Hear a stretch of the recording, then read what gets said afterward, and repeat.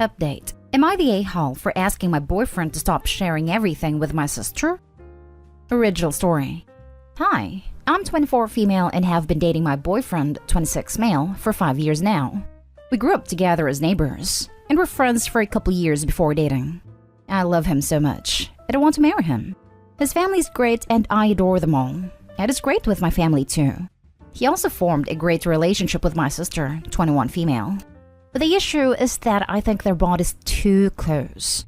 My boyfriend and I live together, but he spends a lot of time with her. Albeit I'm sort of busy. I'm currently in grad school for engineering, so I have to go to my classes. My boyfriend works full-time. My sister is currently taking a gap year, but that 1 year has extended from when she was 18. She comes over when I'm in seminars/classes. They have tons of inside jokes and share the same sense of humor and taste in movies. It makes me feel left out. But when I try to include myself, they both stop being so enthusiastic and acting like it's super awkward to have me there. My sister and I were close growing up, but started drifting when I went to uni. When my boyfriend isn't there and I talk to her, she becomes kinda cold and sometimes says rude things. Once she told me to my face that I'm not good enough for him, that he deserves better, which made me cry for a couple days. He also gets her gifts for the most random achievements. Like he got her a present for making it through the week, even though she doesn't do anything as she isn't currently working or trying to pursue a hobby or interest. She's just taking it easy. Her own words. Don't get me wrong, I'm glad my boyfriend and my sister are friends. But my major problem is that my boyfriend tells her everything. Literally everything. He tells her things he doesn't tell me and talks to her about me and our relationship. She knows all our issues and good parts, to a level of detail that I wouldn't even tell my closest friends or parents. She even knows the grades I got in my midterm/finals and what I think about my manager. I work part-time to contribute to our apartment, but I also get paid for my research, which goes towards our needs as well, which I feel is unnecessary for her to know since I didn't tell her myself. I asked him to step back a bit and stop telling her things about me and our relationship, but he was shocked and told me that I'm an a-hole for even requesting it. Now I feel guilty. So am I the a-hole? Now for the top comments before reading the update. Not the a-hole, but I'm 90% certain your sister and boyfriend are hooking up while you're in class. I'm 100% certain. I reserve 10% that they're just having an emotional affair, but sister at the very least would like it to be more. And when it tells you that someone deserves better than their current partner is talking about themselves. Not the a-hole. They're both grossly out of line and are at minimum having an emotional affair. Kick them both to the curb. I don't see how this is salvageable. I wrote way too many lines in my judgment where emotional affair would have cut it. Think you hit the nail on the head. Who is he in a relationship with? You or your sister or both? There are so many red flags here that I would be taking a serious look at your relationship. Keeps OP for money and the sister is a side chick to bang when OP isn't home at this point. The level of we know each other very well is very unsettling, and it sounds like an emotional affair. However, I think there is more to it. OP needs to take a step back and find out. Edit. Thank you all for your responses and advice. You've literally made me reconsider everything that I thought I knew. The consensus is that there is something shady going on with my boyfriend and my sister, which just makes me want to vomit. I'm now reading into every interaction and conversation, and I feel so naive for not noticing the red flags. I'm going to take your guys' suggestions and set up some nanny cams in my apartment. Either way, it'll be good security. If nothing happens, then it'll be reassuring. And if something does happen, well, I'll deal with that after. I'm going to drive to the store right now to pick up the cameras. I'll try to update soon, hopefully with positive news. And now for the update. Hi everyone, I have an update. Unfortunately, it's a bad one. But fortunately, I didn't have to wait very long to get it. So the last update I posted was before I went to go get some nanny cams. I set up the cams at the hidden spots in our bedroom and living room area in our apartment. Today happens to be my birthday. Yay for 25. And Debbie, my close friend 25 female, wanted to take me for a day trip yesterday. My boyfriend agreed and said that we do something the next day, on my birthday. I told him I'd be out from 8 a.m. and I'd be home by 8 or 9 p.m. after Debbie and I finished dinner. Debbie took me out, but she noticed I was feeling a bit off. I was still thinking about the overwhelming number of responses telling me that something shady was going on, so I ended up spilling everything while we were eating lunch. Debbie was outraged on my behalf and agreed that something was off. She asked if I wanted to cut our day short and drop back home to see if anything was happening, and convinced me, saying that it's better to find out today than tomorrow. Yes, I realized we could have just checked the nanny cams, but for some reason we forgot about them in a moment. I'm kind of glad I didn't check, because I would have started ugly crying in public. I'm guessing most of you know what happened, as it's so predictable that I'm kicking myself afterwards for not realizing. We drove back home around 4 p.m. and it caught them literally in the act. Why were they doing it at 4 p.m.? I don't even know. We just kind of stood there with my arms folded, and I hope with a badass resting bee face on, although maybe it was more a trying not to cry face. My boyfriend gave me a whole "it was an accident" spiel. I just ignored him and started packing my things. Thank God our lease was up for renewal within the month. He begged me and eventually yelled at me for packing up. The funny thing is, I bought most of the furniture and supplies. So me, being slightly petty, packed as much as I could. Debbie helped me and we loaded everything up in her car. We left some stuff that couldn't fit, but I'll go back for that later. The whole time, my sister was sitting stoically wrapped in a robe in my couch. My poor couch. We went back to Debbie's house and I had a breakdown. Debbie, the angel that she is, provided me with ice cream and fuzzy blankets. My boyfriend spammed me with calls and texts, ranging from "I'm sorry," "please forgive me," "I love you." It was only one time. to "this wasn't my fault. You should have been home more." Predictable.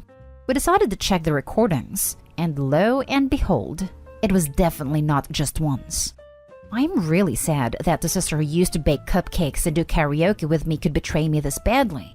My boyfriend, well, he was my first, and in hindsight, he didn't really contribute much anyways. I spent yesterday kind of rotating through being devastated, angry, and self-righteous, but today Debbie pampered me all day, so it wasn't so bad. Thanks for everyone's support, and I hope that everyone has a good day. So after I wrote this all up and sent it to the mods, I went back to enjoying the rest of my birthday, and Debbie kept me distracted. I left my second laptop. It's an old, slow laptop, and when I upgraded, I still kept it at my apartment. Turns out I had my email and stuff still signed in, and my now ex-boyfriend messed with it, and I lost access to my emails and the original throwaway Reddit account. But I did send what I had written to myself beforehand, so that's why I can update here. I'm not sure if you guys will be able to see this, but I hope you can. Edit. Also, I forgot to add, but I wrote up the actual update portion 2 days ago. Lol, it's not my birthday anymore, but yeah, hopefully that puts into context. Currently, I've been staying with my friend, and I've blocked both my ex-boyfriend and my ex-sister.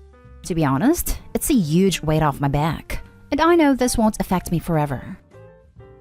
I'm so sorry, Opie, but I'm so glad you found out before something serious such as marriage or children. Your sister and ex are a-holes that deserve each other. I hope you tell your family as well. I can't believe how awful they are. I wish you success and happiness. Also, happy birthday. I'm so sorry this happened to you. I know this wasn't the outcome you hoped for, but your life is much better off without either one.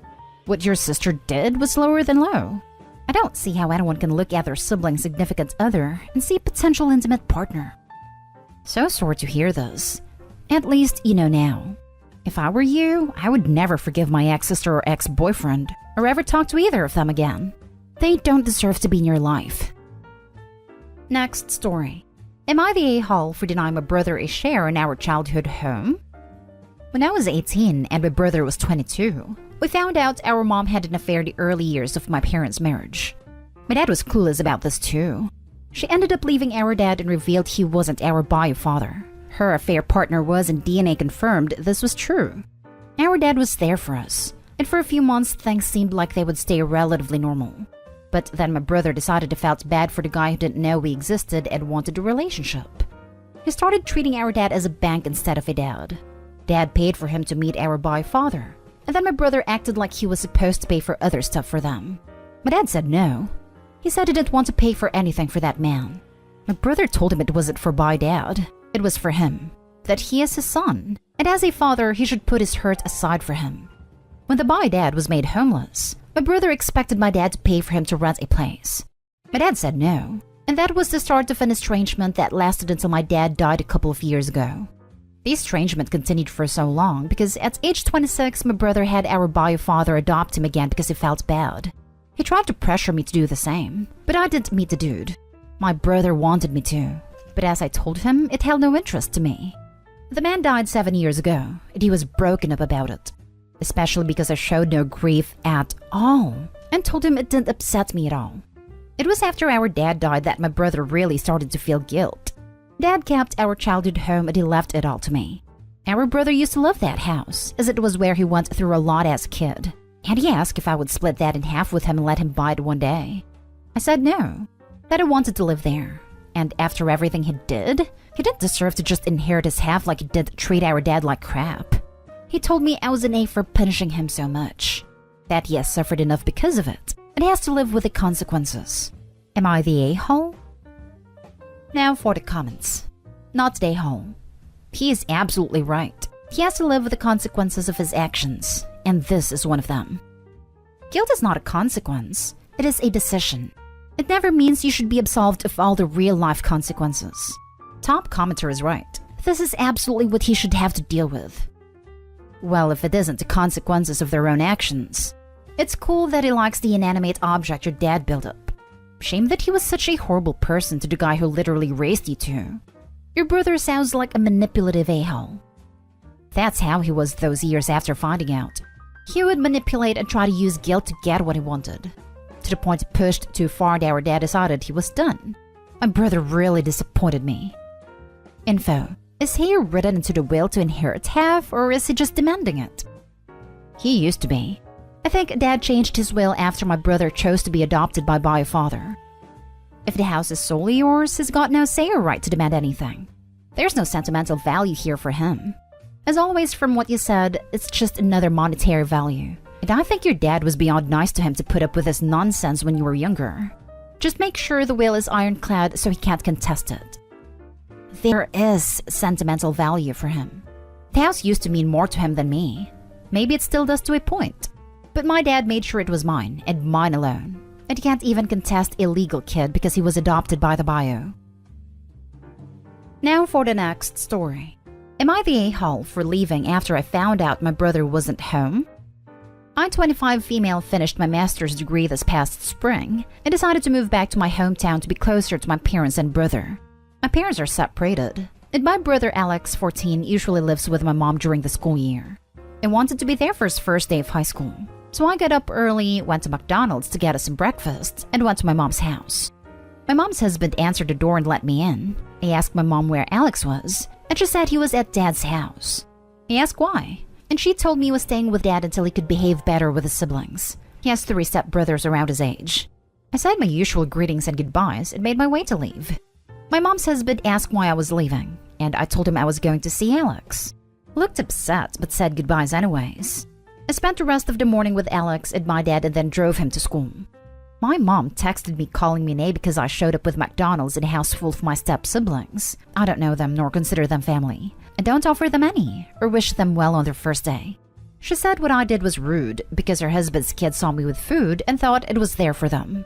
She asked me to come back around the time they get home and to take them out so they didn't feel left out. I asked if Alex would be there, and she said no. So I told her I'd be happy to take Alex out with the kids if Alex wanted to go out with them. He of course said no. And now she's accusing me of trying to break up her family. Am I the a-hole? Edit. I'm not asking if I'm the a-hole for not accepting these kids. Preaching your miracle step family stories to me isn't really going to change that for me. I'm asking if I'm an a-hole in this exact instance, for leaving after I realized he wasn't there. Nothing more. Not the a-hole. You got the McDonald's specifically for your brother on his first day of school. If you showed up with a birthday present, would she expect you to give that to the step-siblings instead of him too? She's being unreasonable. Sounds like there may be a reason why Alex doesn't behave better with his siblings. I have a feeling Mom is putting the step-kids ahead of her own son. Not the a-hole. You're 11 years older than your step-siblings. The family relationship between you will be limited just in that nature because you're all in different life spaces. Your mom's Brady Bunch vision is unrealistic, and her accusations that you're trying to break up her family are off base. And if you're feeling spicy, point out that she is doing her part to break up the family by shipping her son off to live with his dad when things got rough, instead of working on it at home. Dad would do absolutely nothing to help things and would likely pour gasoline on a fire. But hey, sometimes I like to stir up trouble. The last story is titled, Am I the a-hole for choosing to spend my day with my brother instead of my dad after he tried to bring Step along? My dad got married last year, and for a while, his wife's kids been living here too. I, 16 male, hate it, to be honest, because there is no privacy as we have to share everything, even my room, to our other two sons, Bryce 15 and Ellen 9. And everything is family time. If we're going to get ice cream or see a movie or go to the park, it has to be everyone or no one goes. Like, yeah, I guess I'm used to only doing stuff with my dad and my older brother 24, so maybe that's why it's hard. But still, we don't spend any time together at all. For birthdays, it was always a thing where my dad takes each of us out to do something special, then something later as a family together. Even when my brother was living here with us, he only spent equal time, but now every time with him got to be shared by everyone else. My birthday was on last Friday. We were supposed to go kayaking, but the thing is, Bryce's birthday is same day as mine. So my dad tells me he's coming too so we could celebrate both our birthdays. But I didn't want that. I told my dad we'd never get a second to do something that only me and him. Yeah, he got other kids now, so it's not going to be the same time we spend together. But we spend no time at all anymore. And I asked him for once if this can be me and him. He told me he's sorry we don't hang out anymore, and that he knows all the time is going to them. But it's Bryce's birthday too, and he wants to come. It got me mad after telling him how I've been feeling he still didn't want to make this only for me and him. So I told him I don't feel like going anymore. My dad told me to come with us, but I didn't want to. When they left, my brother came to pick me up after I told him what happened. He took me to eat and we went to the movies, which was fun. Now my dad thinks I'm the a-hole for choosing to go with my brother instead, when it would have been nice if I was with him and Bryce. Also, that I owe Bryce an apology for skipping out and going with my actual brother instead. I don't know. He seemed like really hurt because he wanted us to do this together, and he won't talk to me right now. Am I the a-hole? Not the a-hole. Your dad is doing a bad job of blending the families. You made a reasonable request and he wouldn't listen. It's good that you have your brother to help you out. The good news is you only have 2 more years of dealing with your dad's house. Dad, all you're doing is pushing me to decide because your new kid's feelings are more important. I'm sure the new stepmom takes her kids out alone. Why can't his dad do the same thing? Not stay home. I doubt that message would get through to dear old dad. He would probably respond with, "What are you talking about? You're the one choosing not to come," or some BS crappy parents say to make themselves seem like the good guys. Not stay home. Your dad really should work harder to understand where you are coming from. If he had just split the day, spent some alone time with you, and then asked you to do a family activity, there wouldn't have been a problem. He needs to own up to his unwillingness to meet you where you are at is causing this. Not stay home. I get that your dad is trying to blend the families and all, but he shouldn't neglect his kids' needs. He didn't choose your stepmom and her kids. Your dad did. On another note, your older brother sounds like an awesome guy for taking you out to celebrate. Hang in there. He just knows it's been hard with my mom sick, so he'd do a lot more to be there. I'm so sorry about your mom, and that just makes your dad favoring your step-siblings even more. You deserve some extra care and attention with all of the changes and stress in your life. You're not an a-hole at all. We're hopeful she's gonna get better, and then maybe I can go back to her when it's safe.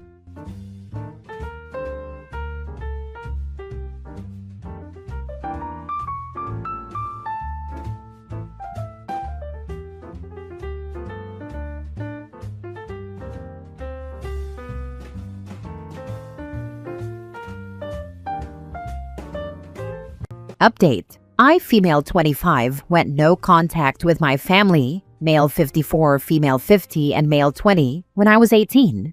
Now they are reaching out. What should I do? Original post. For whatever reason, my parents didn't want me. Once they had my brother, who we'll call Adam, I was pretty much ignored.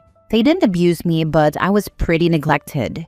Everything was about Adam. How smart he was, how athletic he was, how he was just the best thing since sliced bread. Then there's me, a pretty average kid who got decent grades, didn't play sports, wasn't super popular, and liked to read books. I can't tell you how many times I heard, "Why can't you be more like Adam?" What made me cut off my family was when they didn't attend my high school graduation. Adam had gotten hurt that morning, A sprained ankle, I was eventually told, and our parents rushed him to the ER because he swore up and down he broke his leg. I only got one text from my mom telling me they would make it up to me with dinner at some family restaurant I mildly enjoyed.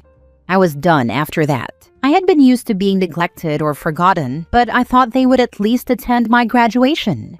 I moved out that summer to go live with my cousin in Arizona. Then I blocked my parents and brother, and they haven't been in my life since.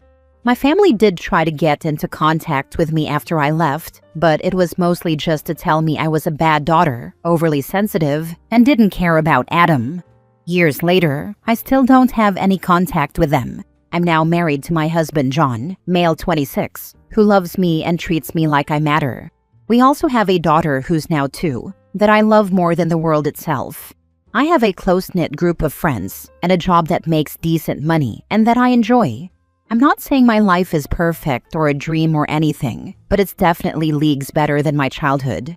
Which brings me to last week, when my cousin called to tell me they had a message from my parents and my brother. This isn't anything new, but the message itself was. Instead of the usual blame game, my cousin told me that they wanted to apologize for everything. With Father's Day coming up, they were hoping I could come down to visit with my family and we could have a discussion. I know most people would scream, "Don't, it's a trap. They want something from you." But I'm not so sure. For one thing, none of them have ever reached out to apologize for anything.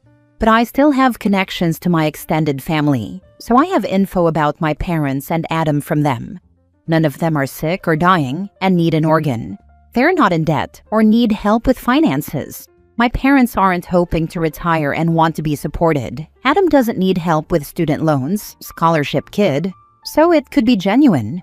But at the same time, I don't know if I care enough to have a discussion.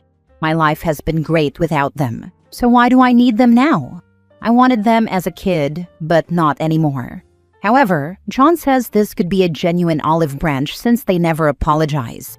He might be right. Even if I don't agree to have contact, I might finally get some closure or at least some answers as to why they didn't want me or why Adam was so much better than me. Should I hear them out or just tell my cousin to tell them to go step on Legos? I'll take any advice at this point. Now for the top advice before reading the update. From someone who is also no contact with immediate family members, I suggest you weigh the cost-benefit. What will it cost you, emotionally, financially, physically? And is it worth the risk? Walk through possible outcomes, best case and worst case scenarios. For me, if they wanted to apologize and talk, I wouldn't be willing to take the time and money to fly to them and do it on their terms. They could have sent a letter, right? The answer is yes. Due to the gaslighting and psychological manipulation my family has put me through, I'd want it all in writing. I'd hear them out, but would want to see it before I even gave it a chance. They don't actually have my address, so they couldn't send a letter directly to me. But they could send it to my cousin, and she could always give it to me. That is something I think you need to determine for yourself. But since you're asking for opinions, my advice is, ask them to apologize in writing before you ever agree to a discussion. If they're sincere, they will respect boundaries. If you need resources, I'd look up AUDHD former teacher on TikTok and Instagram. She has a ton of videos about going no contact with her abusive parents and the tactics they use, and often links other no contact adults. You may be able to relate. There are plenty of others, but I happen to follow her, so she gets my recommendation. I hadn't considered the writing. I'm so used to my parents wanting to talk everything out that I didn't think to just ask for written evidence. A paper trail of sort of what they've done would be nice, if only for myself. I would not contact them. I highly doubt they are remorseful. It's likely that they want something. You have your family now, husband and child. Why allow your parents to say anything? If they did want something, I feel like my cousin would have told me or warned me that something was going on with them. Yet there aren't any signs that they need anything, other than have a discussion with me apparently. They want access to your daughter. I would be cautious. I thought of that too. But my husband said that if they just wanted access to our daughter, they would have tried to reach when she was born. Unless my brother is suddenly sterile, it's not like they won't get more grandkids. Now for the update. Hey guys, a lot of you gave solid advice on my first post, and I really appreciate it. I did ask my friends for their own advice too, but they had more of a bust their kneecaps school of thought. Funny, but not so helpful at the time. Anyway, even though a lot of you warned me, I was just too curious not to talk to my family. Still, I told my cousin to let them know I was not meeting them for Father's Day. I had always intended to reject the idea. I wanted to celebrate John and my father-in-law for being awesome, and that I wanted to do a Zoom meeting instead. I was expecting them to pitch a fit, but they agreed. Yesterday, we met on Zoom. I made sure to have the meeting at my cousin's house because my house is my space, and I don't like intruders, whether in person or virtual. John was hiding in the room out of sight, and my daughter was with my cousin's partner.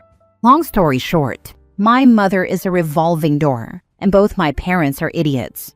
To make it a longer story, my mother had an affair with my Uncle Rick, male 60, my dad's older brother, and got caught after she found out she was pregnant. My dad forgave her and agreed to raise me as his, as long as they never did a paternity test. Apparently, it was easier for him to act as my father if he didn't have confirmation that I was his brother's child. Spoiler alert, I am not Rick's kid. Unfortunately for me, I have always been my dad's biological daughter. Rick apparently can't have kids, and my dad only found out on Mother's Day when Rick's wife made a joke about it. So my parents resented me all this time because they were convinced I was Rick's child, despite never having proof. It didn't help that I was just so mediocre compared to Adam, like how Rick is compared to my dad. What I mean by that is, my dad has a fancy desk job with a titled position, and Rick is just your average truck driver. So clearly that must have meant I couldn't be my father's child? They begged for forgiveness. My mom tried to blame my dad for not taking the test. My dad tried to blame my mom for being a truck stop for Rick. But they both wanted me to forgive them because they were sick with regret over how they treated me due to a misunderstanding. They swore up and down that, even if they weren't always there for me, that they still loved me, were still my parents, and that we could be a real family now that the misunderstanding was finally cleared up. Even Adam was pushing hard for it. People asked about our relationship in my last post, but there's not really much to say. He was like a roommate. I was never bullied by him, and he didn't really interact with me, though he definitely reveled in our parents' favoritism. Still, they were all very sorry, but I had to understand why my parents acted the way they did. Now everyone wants to make it up to me and be part of my life again, and be the best grandparents and uncle they can be to my daughter. I obviously told them no. Anyone with eyes could see they just wanted forgiveness to make themselves feel better. I told them that my life was better without them, and that I didn't need them anymore. They got mad at that and called me heartless, cruel, and a bad daughter for being so unforgiving and for not being more understanding toward them, because it was just a mistake, that I had a crappy childhood and had to play second fiddle to Adam. I just told them to forget I existed and ended the call. Then I burst into tears, and my husband had to comfort me. Their insults didn't hurt me, even after all this time of no contact. I'm used to that. But all that time spent feeling like crap and suicidal, and wondering what I did to deserve my mistreatment was just a waste. All because my parents were massive douche canoes with chicken nuggets for brains. I'm glad I didn't waste money to go see them. I'm also glad I heard them out for my own closure. They're trying to aggressively reach out and contact me, even getting other relatives to do so. I've already got a bunch of emails and texts this morning, ranging from please to just hear them out, to insults about being cruel and heartless. I've been ignoring them because I've washed my hands of my family and will continue to remain no contact. So yeah, thank you for all your advice. It meant a lot. The audacity of basically saying, "You were so mediocre." Clearly there was no way we'd ever think you were biologically dads. So really, it's your fault for having been so mid. You owe them forgiveness and understanding because you sucked too much to be treated well by your parents? You know what? At least you got an answer. It's a moronic answer, but it's an answer. Now you know that your family remains crap. Good for them. They have each other. Stay on course. You've clearly nothing to gain from mending fences, except being called too average to be some fancy successful a-hole's kid lol. So dad forgives the cheating wife and the backstabbing brother, but somehow can't even pretend to like an innocent child that knew nothing about their affair? Get out of here with that. Right, his options were 1, leave because of the affair, or 2, stay and be a decent father. There is no 3, treat a child like garbage. That's not a valid option, and he can buzz all the way off. They keep talking about their mistake. F that. The mistake was not knowing she was her father's daughter, but treating her like crap and neglecting her for 25 years? That was a conscious choice. I'm flabbergasted at her parents' stupidity. The revelation changes nothing. If OP really had been an affair baby, that would not have been her fault. Learning that she is not an affair baby just means that they went from a situation where she did nothing to deserve mistreatment to a situation where she did nothing to deserve mistreatment. The mistake changed nothing. The revelation makes it worse. They neglected her out of malice. Last story. My 41 male wife, 43 female, openly has a least favorite child. Can't deal with her. We've been married for around 13 years and have 3 daughters, ages 11, 8, and 6. Our oldest is 11 and has a mild form of autism, what used to be called Asperger's. She's a very easygoing kid. She does what she's asked, when she's asked, rarely asks for anything, and is content in her own bubble. She's introverted and has the most in common with her mom. She's homeschooled like her mom was, and really thrives in that setup. Our youngest, who is 6, has high-needs autism. She attends year-round special education and is an elopement risk. It's a full-time stress and struggle, but she's also a sweet and affectionate child. Our middle daughter, age 8, is something else entirely. She's neurotypical and by her own request goes to public school. I don't know where she gets it from, but she turns everything into a negotiation and will argue to no end. She constantly wants something bought for her, done for her, or to be taken somewhere. If you tell her she can pick one thing at the store, she'll pick 3 and try to make you feel guilty for saying no. She's extremely extroverted, always with friends or at someone's house in the neighborhood. Anytime she has her iPad, she'll FaceTime her best friend from school and could stay on the call for hours if we let her. My wife tried to homeschool her too, but the constant arguing and negotiating made it impossible. She begged to go to public school, just finished her first year, and absolutely loved it. She also enjoys pushing her older sister's buttons and getting a reaction.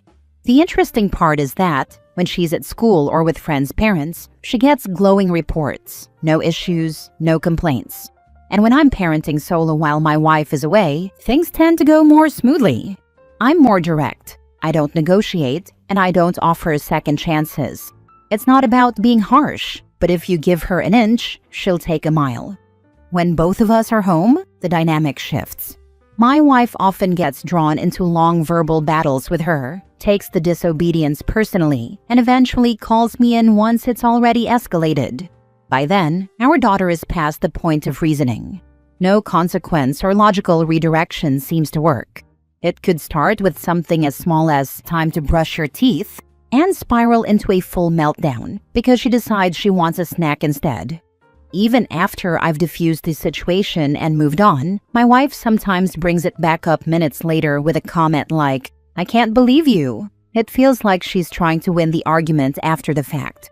When our middle daughter went camping with her best friend for the 4th of July, my wife came through the door afterward and yelled, "Middle is gone."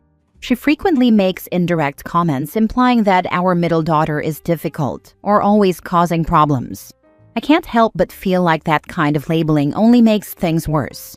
When I offer gentle suggestions, my wife often shuts them down. She'll say things like, "You don't know what she does to me," or "She behaves better for you because you're not with her as much." Has anyone else dealt with a dynamic like this between a parent and child or between co-parents and found any strategies that helped reset the relationship? Now for the top advice. So, as autism is hereditary, which parent is autistic? That'd be me. Never really realized it until my oldest was diagnosed. I'll start by saying you sound like a great dad. Given the fact that your two other daughters have additional needs and get lots of one-on-one time with mom through homeschooling, is it possible this is attention-seeking behavior? How much one-on-one time does middle get with mom and dad?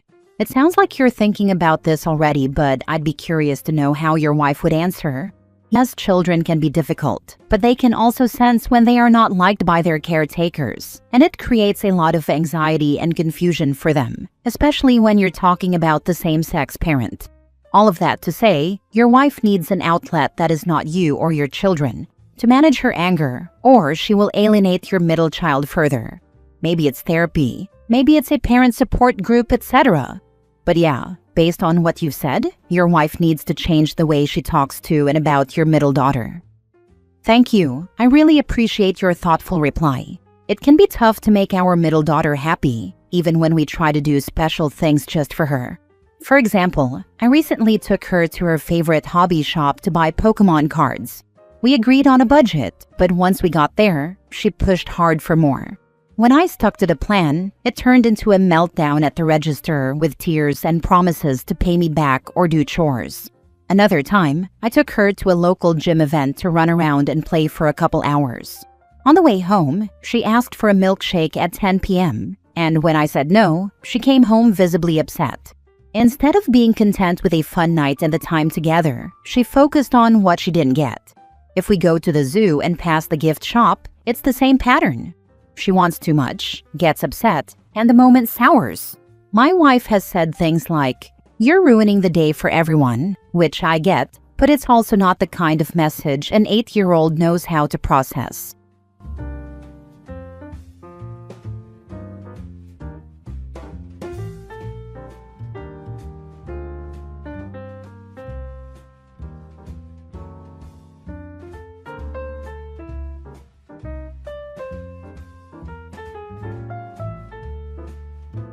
A-hole for wanting to uninvite my sister-in-law from my wedding because she keeps undermining my wedding planning? Original post. My fiancé Nate is 27 male, and I, 26 female, have been together for almost 3 years.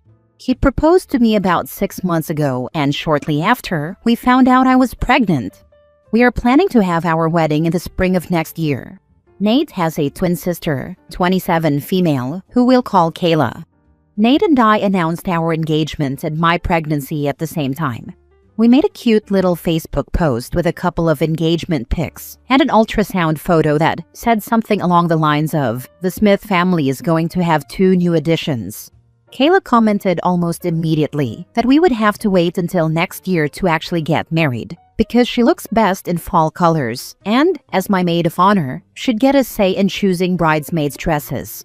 I literally stared at my phone screen wondering if I read something wrong. I showed the comment to Nate and asked him why she thought she would be my maid of honor. He had no clue. So I texted her, and this is how that exchange went. Me: "Hey Kayla, I see you saw our announcement on Facebook. Thank you for being ready to step up for me, but we haven't started working out wedding logistics yet. And I haven't picked my bridesmaids, much less my maid of honor. Once we have more details of the wedding worked out, we'll let you know." Kayla: "Well, you don't have to choose a maid of honor anymore. I'm your maid of honor." Me: "I don't understand. I never asked you to be." Kayla: "You don't have to ask. That's what makes me such a good sister." Me: "I'm sorry, you are not my maid of honor." Kayla: "We'll see about that." I showed these messages to Nate, who said he would deal with it. I have no idea what the extent of their conversation was, but Kayla never brought up being my maid of honor again. She just reared her ugly attitude in different ways. As of now, Nate and I have booked the venues, caterer, the florals, decorations, and the DJ already. A couple of months ago, I invited mine and Nate's mothers, along with my sister Sam, who I asked to be my maid of honor, to do some dress shopping. Kayla found out from her mom and invited herself to tag along. We started by looking for a dress for Sam. I wanted my bridesmaids in a pretty pastel yellow, but Sam's is going to be more golden. Kayla would not shut up about how yellow is such an ugly color, and that I should go with pink or blue instead. She even grabbed a bunch of pink and blue dresses to try on herself. I tried my best to ignore her while her mother entertained her bizarre ideas. Sam and my mother were making constant comments about how it's my wedding, and if Kayla isn't going to be helpful, she should just leave. Unfortunately, she didn't, and I am too nice to kick her out in front of my mother-in-law, who I already have a strained relationship with. Our mothers were able to shop for their dresses with little interference from Kayla, but as soon as I started trying things on, she had all sorts of things to say. She told me that certain styles wouldn't look good once I had a baby bod, and even told me I should consider not wearing white, since I'm obviously not a virgin. I told her she wasn't a virgin when she got married either, yet she still wore an adorable white sundress to the courthouse. She grumbled about how that wasn't the same, but I was already halfway back to the changing room. I still don't know what happened while I was in there, but when I came out, Kayla and mother-in-law were gone, and Sam had a smug smile on her face. I never discussed any details of the wedding with Kayla if I could help it, but I've heard Nate sharing some of our plans with her. He told her we were planning on a buffet-style meal because we have a lot of dietary restrictions in our families, and that was the cheapest way to accommodate everybody, literally like a few $1,000 difference. She told him he deserved someone who wouldn't go cheap on his wedding, even though the buffet was his idea. He told her about our venue choices. He picked the reception venue, I picked the ceremony venue, which is the same place my parents got married. My father passed away, and since he cannot walk me down the aisle, I always wanted to get married in the same place he married my mom, to sort of feel like he was there with us. She told Nate that my venue choice was tacky and that people would make fun of us. When he mentioned he wanted a DJ, she made a comment about how she knew I wasn't classy enough to want a live band. Each and every time she would make comments like this, Nate would tell her that they were his ideas, but wouldn't call her out for how she spoke about me, which I do feel a little hurt by. I've expressed this to him and he told me that he would try to do better about calling her out, but that she's just always been this way. I told him that's no excuse for her to be disrespectful and stick her nose into business that doesn't concern her. He hesitantly agreed.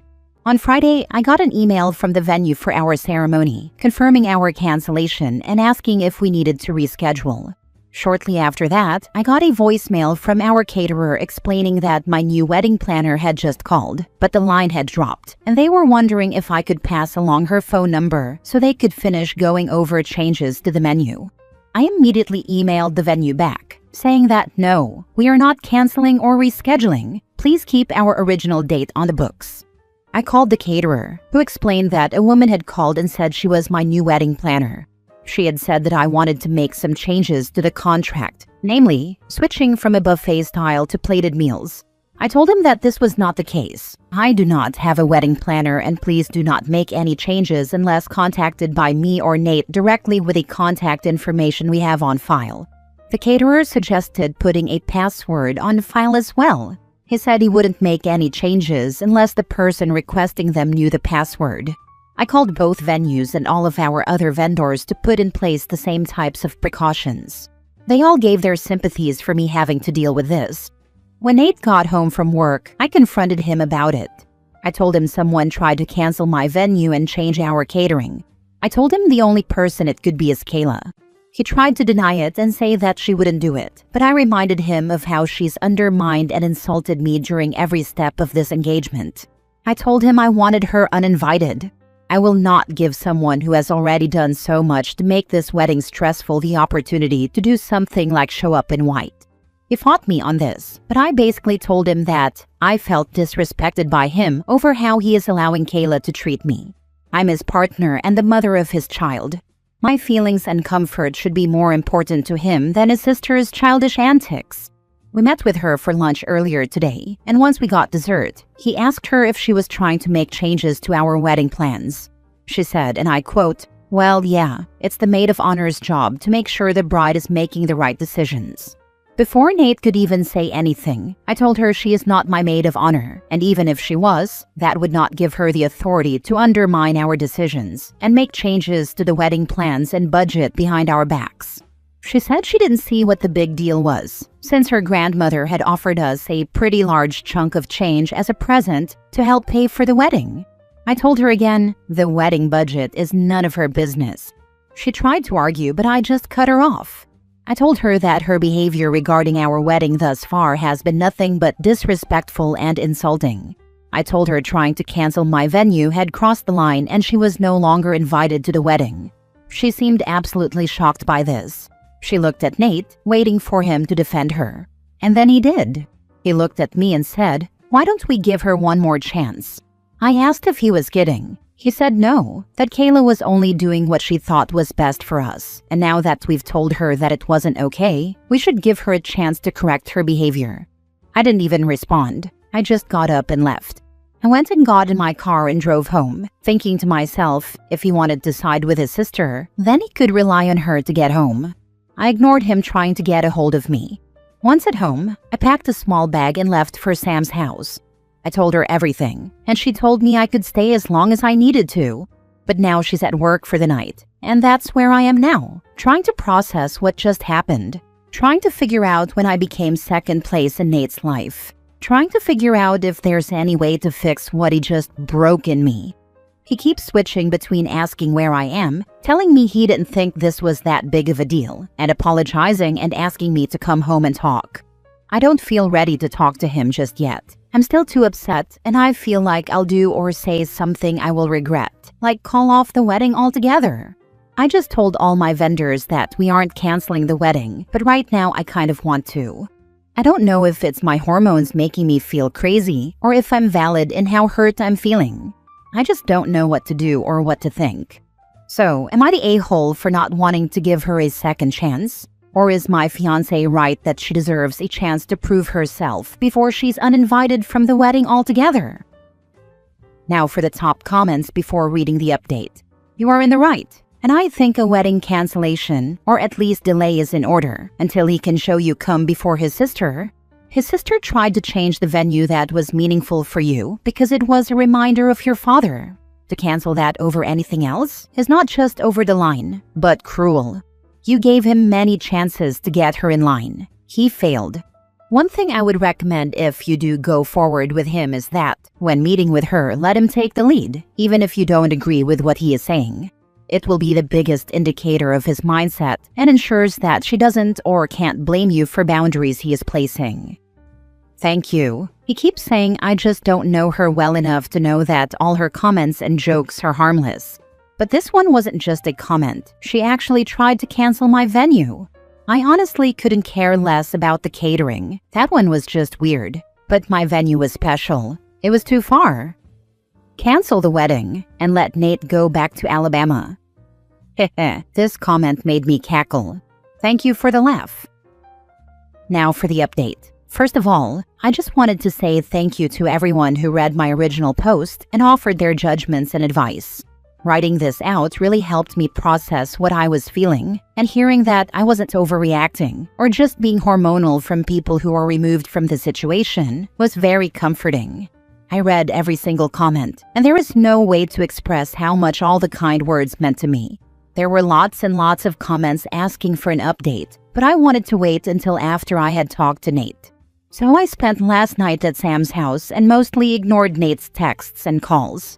Kayla texted me once, also telling me not to let my hormones make me irrational. I just blocked her, but someone advised me to unblock her and just silence her notifications. So if she escalates, I could maybe use it in court for my custody case. I did unblock her earlier today, and I'm glad I did, but we'll get there. I replied to Nate at one point last night, telling him that I was safe and at Sam's house and that I would be home tomorrow, today, after work to talk about everything. I expressed again that I was feeling really hurt about not being heard or backed up by him, and that I needed time to decide what I wanted to do. He asked what I meant by that, if I meant canceling the wedding altogether. I told him that is exactly what I was considering. His reply, "Don't let your hormones make you do something irrational. We'll talk tomorrow." Anyone else want to take a guess as to where he got that line? That just about made my decision for me. I didn't reply, not even when he texted me, "Good night, I love you."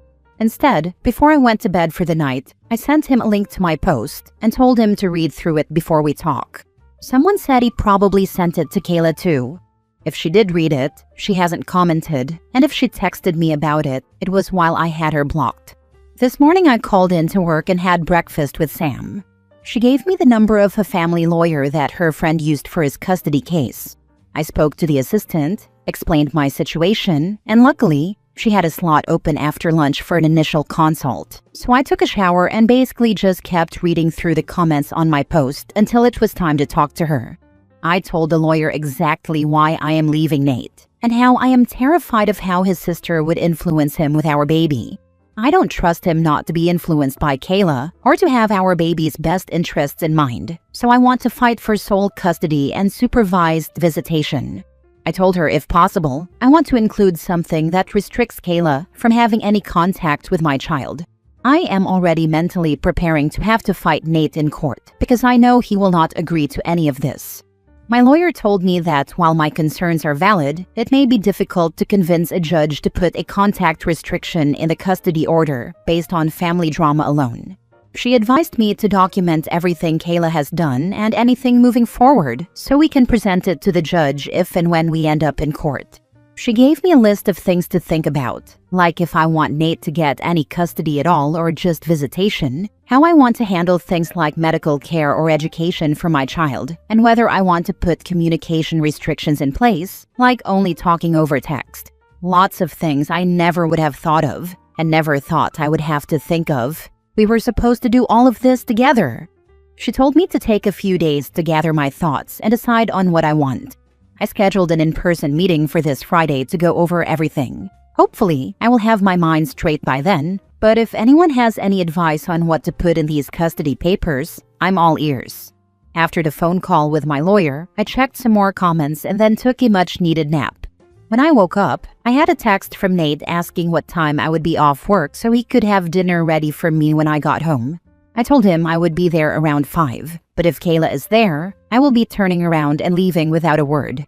I then asked him if he read the post I sent him. He said, "I did, but I would rather talk to you than read you bash me and my sister on the internet with a bunch of strangers." Don't worry, I told Kayla she's not welcome. This pissed me off beyond belief. Clearly, he either didn't read the post or still doesn't realize how truly in the wrong they are here. Either way, I lost all motivation to try and talk to work things out. I'm just done. I texted him, "Don't worry about dinner. All I will be doing is gathering some more things and dropping off my lawyer's contact info. There's nothing more for us to discuss." He asked what I meant, what lawyer, and told me he's been waiting to talk about this. All I said was, fine. Sam wished me luck before I left and assured me I was welcome back once we were done talking. I told her I absolutely would be back and thanked her for everything so far. Then, I stopped and got one of those boba refreshers from Starbucks to calm my nerves before I went home. When I got home, Nate had dinner ready, just like he said. I ignored him and just went straight to our room to pack up some more of my clothes and toiletries. He tried asking me if I really wasn't going to talk to him, but I just ignored him for the time being. Just seeing his face made my anger flare up, and I wanted to be smart about our discussion. After a while, he gave up and just went to eat in the dining room. When I was finished, I went and sat with him at the table but didn't touch any of the food. I started a voice memo on my phone before I said, "Go ahead." He looked at me all confused, so I told him he was the one who wanted to talk and must have so much to say. So, go ahead. He stumbled over his words for a while but ultimately started off with an apology, trying to tell me he didn't realize I was so upset with Kayla's behavior. I asked him if he remembered how hard I cried after I got home from dress shopping because of her comments about my choices and my body. If he remembered having to talk to her about not being my maid of honor. If he remembered our conversation just a few days ago, where I told him canceling my venue that held so much sentiment to me was way too far over the line. He said he did each time and tried to add a but to argue, but I just cut him off with my next example. I told him that after all of that, he 100% should have known I was beyond done with her BS. I told him I was so hurt and angry that I wanted her uninvited, but he wanted to give her another chance? To what, cancel our DJ and book a live band? Dye my dress red or show up in white herself?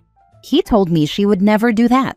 I told him he told me she would never cancel my venue, but then she admitted to it in front of our faces. I told him I don't trust his opinion on his sister, and that he is just as delusional as she is if he thinks she will change. I asked him why he even told her so many details of our wedding anyway. Why does her opinion on our wedding even matter? He tried to tell me that because Kayla didn't get to have a real wedding when she got married, she was just a little too excited about ours. I told him she has every right in the world to be excited, but that does not give her any right to insult or change our choices regarding what we want for our wedding. She'll have plenty of opportunities to have a real wedding. If she could stop for 2 seconds and take her nose out of our wedding business, she could go out and find a man or woman to marry herself, poor soul, whoever that may be. I asked him, what's next? She gets to name our baby since she lost her own? The look on his face made my stomach feel hollow. He told me, and I quote, "Actually, Kayla does have a few ideas for what we could name our daughter." Daughter? Side note, I had mentioned in a comment previously that we were waiting to be surprised about the gender of our baby. We were discussing baby names and had settled on the top 3 for each gender. We agreed to keep them to ourselves until the baby is born. I asked if he said daughter, and he looked like a deer caught in headlights. He backtracked, but I pressed the issue. I asked him flat out if he knows the gender of our baby. He hesitated, but ultimately confessed to remembering that I filled out an information release form at my first OB visit. So he called the office and asked them for the results of our gender scan, claiming that we changed our minds, and he was going to do a reveal for me. I feel absolutely sick and violated. I asked him what the heck was he thinking. He said Kayla was feeling left out since Sam was planning my baby shower and not including her, and that she just couldn't wait to find out. I demanded he tell me everything. What else has he gone behind my back to do? Did he give her the idea to pretend to be our wedding planner? Was he the one that had her cancel my venue and change our catering? He tried to tell me no, of course not. She did that on her own, but I could just tell that he was lying. He absolutely put her up to all of this. At that point, I didn't even care why he did it. It's clear that none of our decisions will ever actually be ours. He will always do whatever the heck he wants to and get Kayla to back him up. I don't even want to think about how many of our decisions in the past were completely undermined and changed by these two. I asked him if Kayla came to him and told him everything I'm telling him, that she doesn't feel supported by her partner, that her partner went behind her back to learn the gender of their baby without her, that her partner was retroactively changing every decision they had agreed upon, that her partner was letting their sibling bully her relentlessly. What would he say to her? He didn't have a response, and honestly, if he did, I didn't want to hear it anymore. I knew the answer. I told him that, as the woman who is supposed to be his wife, me and the baby I am carrying should be his top priority, not his twin sister. I said him going behind my back like this for something as important as the gender of our baby is absolutely unforgivable. There is nothing that he can say or do to fix this now.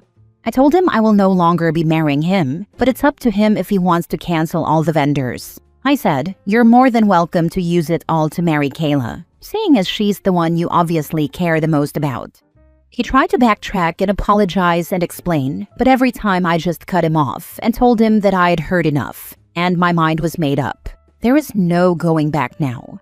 If he wants to have even the slimmest chance to get me back and have a real relationship with our baby, he will need to attend some serious therapy and do a lot of work on himself and his relationship with Kayla. I told him no woman in her right mind would ever marry him while he was this enmeshed with her. I told him that any contact we have moving forward will be through my lawyer. I want nothing to do with his family, and if I get what I want, they will have nothing to do with my daughter. Because I'll be damned if I let him subject her to this treatment. I put my lawyer's name and phone number on the table and walked out. He didn't try to follow me. So now, on top of dealing with my lawyer for the custody case, do I have to file a complaint with my OB office? Are they allowed to just give him this information without my express consent? Or did me stupidly putting him on the information release form I signed give them blanket consent to share any and all information with him? God, I didn't think this could get any worse, but I guess that's on me for being naive. I'm glad I recorded the conversation though, and got him admitting to doing all of this. I don't know how or if it will help my custody case, but I sent it to my lawyer with a note that we can discuss more on Friday. I'm back at Sam's place now. She was already at work when I got back, but I texted her to wake me up when she gets home. I need my sister. I also called my mom and told her everything that's happened so far. She cried with me for a while and then asked me if I needed her to do anything. I asked her if she'd be willing to go to the house with Sam and get the rest of my stuff because I do not want to see Nate right now. Just picturing his face is making me feel sick. She said she is more than willing. Kayla did text me again. I'm assuming Nate talked to her after I left. It was a very long, cruel message that I don't want to repeat here. I can post a screenshot if anyone cares for the whole message, if I can figure out how to attach one. But to summarize, she just called me a delusional control freak who can't let Nate make any decisions for himself and insulted my venue choice once again. And then said that she hopes my baby is stillborn because I don't deserve to be a mother. Honestly, after reading it, I thought the message would hurt, but it just gave me a really good laugh. I took a screenshot and sent it to my lawyer as well. And that's where we're at. The wedding is off. I will call all the vendors tomorrow and see if we can get any deposits back. If not, I'll let them know to contact Nate and Kayla to see if they would like to keep things as planned. Let them throw a party for all I care, but I will be canceling my venue regardless of my refund. Neither of them are going to step foot in that sacred place if I can help it. I didn't realize how much I was letting this weigh on me until now. I feel like a huge weight has been lifted off my shoulders, even though a new one is settling very quickly. Writing everything out like this is truly so freaking helpful for me to process how I'm feeling and what I need to do. I don't know if I'll keep doing formal updates, but for anyone who is interested, maybe I'll just treat this profile like a little journal as this all unfolds. Thank you again to everyone for all your advice and for showing me that I'm not crazy. Not the a-hole. I'm glad you are not going through with the wedding. Also very smart of you to record your conversation with Nate. Please follow your attorney's instruction. I hope you can move home with your mom or go live with your sister. Kayla's crazy, and you need to put security cameras up for your protection. It might be better for you to move out of state to have primary and hopefully 100% custody of your daughter. Revoke the release of medical information. Lock down your medical records with a password since Nate knows your date of birth and probably your social security number. I'm proud of you. Lock down credit also, since anything Nate knows, Kayla knows, and I wouldn't be surprised if she tried further identity theft. Not something I would ever think of. Luckily, our finances are mostly split still, but he does know my social. Just another thing to add to my to-do list for tomorrow. Last story. Am I the a-hole for refusing to let my sister-in-law bring her baby to our child-free wedding, even though she's breastfeeding? My fiancé 29 male and I 26 female are getting married in 3 months. We made it clear from the start that we're having a child-free wedding. Not just to avoid chaos, but to keep the vibe more adult, since it's an evening event with an open bar, dancing, etc. My sister-in-law just had her baby 2 months ago and recently asked if she could bring him. She's exclusively breastfeeding and said leaving him for 6+ hours isn't realistic. I told her I understand, but the rule is the rule. She got upset and said I'm forcing her to choose between family and her baby.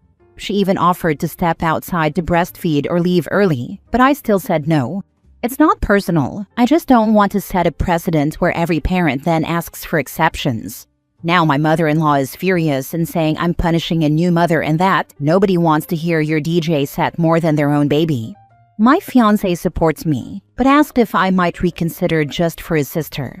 I said no, and now I'm being painted as cold and controlling. Am I the a-hole for sticking to my no babies rule?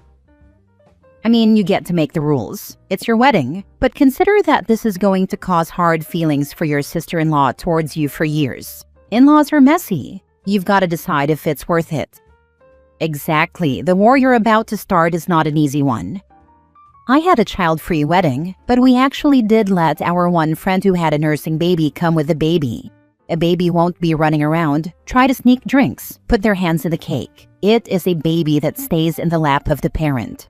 Our friend stayed in the back during the ceremony in case she had to duck out if the baby started crying. No harm, no foul. It is your wedding, but I think prioritizing this rule over family and friends is not what I would choose. Good luck.